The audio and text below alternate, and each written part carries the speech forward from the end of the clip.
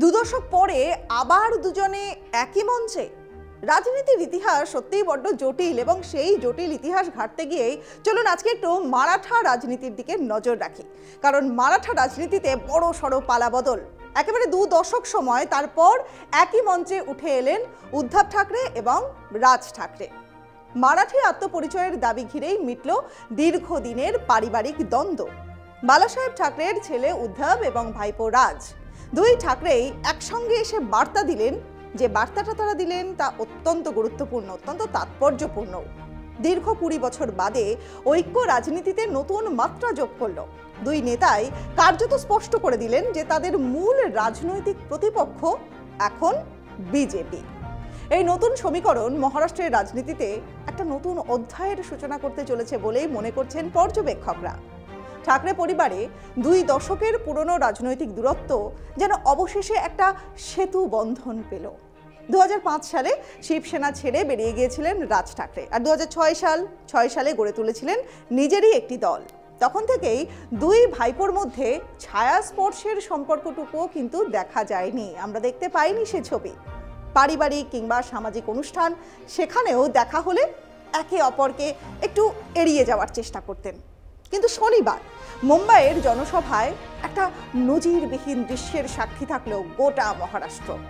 এক মঞ্চে দেখা দিলেন উদ্ধব এবং রাজ ঠাকরে, আর শুধুমাত্র পাশাপাশি যে দাঁড়িয়ে তারা ছবি তুললেন না, তা কিন্তু নয়। আগামী দিনে একেবারে একযোগে ঐক্যবদ্ধভাবে রাজনৈতিক লড়াইয়ের সংকল্প ব্যক্ত করলেন তারা। ত্রিভাষা নীতির বিরোধিতা যেন একটা নতুন মোড় এনে দিল মহারাষ্ট্রের রাজনীতিতে।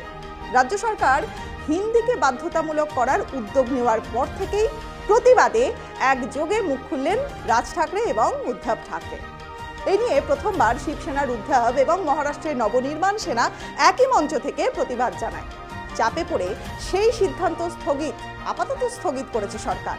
তবে শনিবারের জনসভা প্রমাণ করে দিল যে রাজনীতির সমীকরণ বদলে যেতে শুরু করেছে। এই দুই ভাই রাজ এবং উদ্ধব এরা শুধুমাত্র একসঙ্গে কিন্তু হাজিরাই হননি, স্পষ্ট তারা বার্তা দিয়েছেন যে মহারাষ্ট্র এবং মারাঠি জনগণের স্বার্থের জন্য অতীতের সমস্ত বিবাদ তারা ভুলে যেতে প্রস্তুত। উদ্ধব বলেছেন যে আমরা আজ এক মঞ্চে এসেছি, এটা সত্যি অত্যন্ত তাৎপর্যপূর্ণ। তবে আরও একটা গুরুত্বপূর্ণ বিষয় হলো আমরা একসঙ্গে থাকব, লড়াই করব। এক সুরে মুখ্যমন্ত্রী দেবেন্দ্র ফডনবিসকে কটাক্ষও করলেন ঠাকরে পরিবারের দুই ভাই। রাজ ঠাকরে তিনি মন্তব্য করেছেন যে কাজটা বালাসাহেব ঠাকরে বা অন্য অনেকেই করতে পারেননি, সেটা করে দেখিয়েছেন ফডনবিস, আমাদের এক করে দিয়েছেন। তার এই মন্তব্যে একেবারে কিন্তু স্পষ্ট যে ফডনবিসের নীতি ঠাকরে পরিবারকে ফের কাছাকাছি, একেবারে কাছে আনার ভূমিকা রেখেছে। অন্যদিকে উদ্ধব ঠাকরে বললেন যে বিজেপি গোটা দেশকে একটা ছাঁচের মধ্যে ফেলতে চাইছে। হিন্দু বা হিন্দুস্তান নিয়ে আমাদের কোনো সমস্যা নেই, কিন্তু হিন্দির আধিপত্য সেটা আমরা মানব না, আর হিন্দুত্বের পাঠ বিজেপির কাছ থেকে আমাদের নেওয়ারও কোনো প্রয়োজন নেই। দুই ভাইয়ের এই কঠোর বার্তা শুধুমাত্র রাজনৈতিক মতবিরোধ কিন্তু নয়, একেবারে মারাঠি আত্মপরিচয়ের প্রশ্নে একজোট হয়ে নিজেদের অবস্থান সম্পূর্ণরূপে স্পষ্ট করে দেওয়ার ইঙ্গিত দিচ্ছে।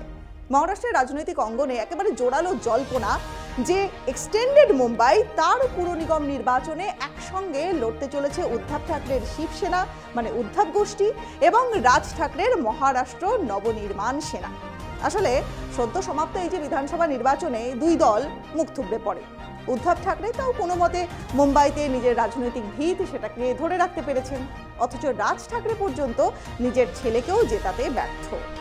এই অবস্থাতে অস্তিত্ব রক্ষার যে লড়াই, অস্তিত্ব রক্ষা করাটাই যেন প্রথম লক্ষ্যে পরিণত হয়েছে তাদের।